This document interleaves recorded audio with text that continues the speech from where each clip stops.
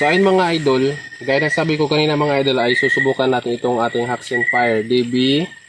Ayan, DB41 mga idol. Ayan, DB41. Susubukan natin siya dito sa outdoor. Ayan o.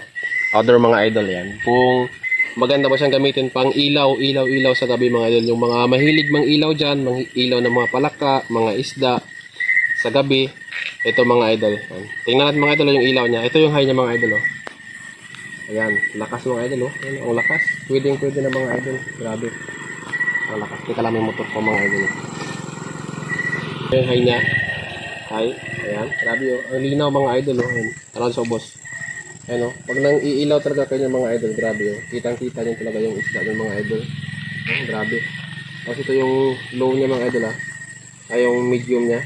Ayan yung medium, grabe. Ang lakas ng medium mga idol. Ang layo nang naaabot. Ito yung high niya mga idol ha. Ang layo nang naaabot niya. 1,000 lumen. Ayan. Tapos ito yung second niya. Yan. Malakas pa rin mga idol. Pang ilaw-ilaw lang oh. Yan, malakas talaga siya. Mang-iilaw lang kayo. Yan, malakas siya. Ayan. Tapos ito yung pangatlo, yung pinakamahina niya. Ayan.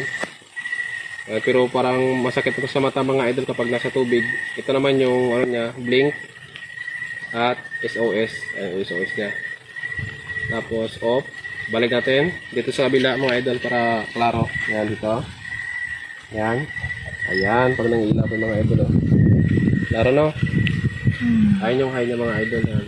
Pag naghanap rin kayo ng mga gagamba, ayan oh. Ayan, malakas na rin mga malayo na abot ng mga idol eh. Ayan oh. Ha? Abot sa up to 100 meters yung naabot ng ilaw niya. Ayan, malakas talaga. Yung high niya yung mga idol ah. Ito yung second niya, ayan oh, malayo pa rin oh. Malakas pa rin. Yung third, ito yung third siguro ano, masakit natin sa mata mga idol. Siguro yung isa-suggest ko lang ay itong medium niya at saka yung high. Ayan. Ayan mga idol.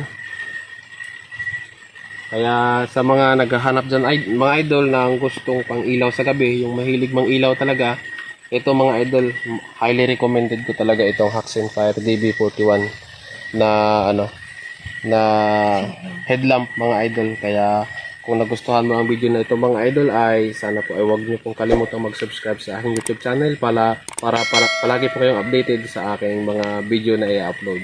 Maraming salamat po sa inyong panonood. God bless po sa ating lahat mga idol. Hanggang sa muli.